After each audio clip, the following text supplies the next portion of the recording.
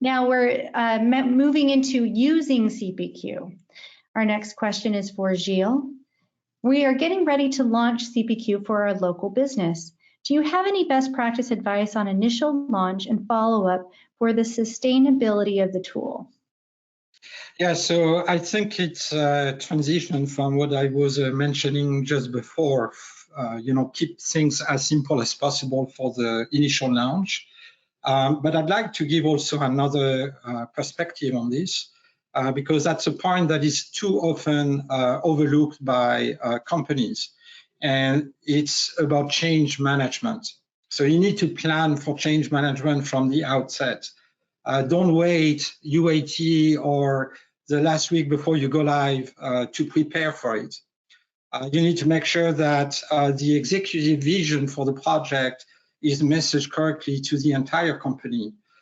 Involve your future users during the builds in show and tell activities.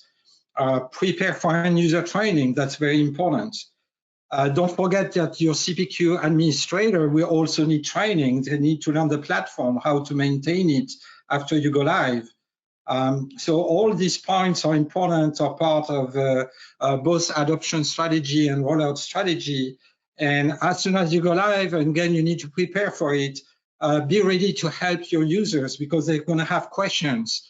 They will have forgotten about their user training. So have a help desk ready immediately to help them. And don't forget to hype the system, build excitement around it and identify clearly what's in it for your future users, how their life is going to be simplified. That's an excellent overview. It reminds me of that old British Army adage that says, proper planning and preparation prevents poor performance. And it's a mouthful, but basically, I loved what you were saying about, don't wait until the week before to consider your UAT. So, Paul, do you have any other comments on that? Well, I would say that the organizational change management is often overlooked, and most often the reason for failure for complex deployments like a CPQ deployment.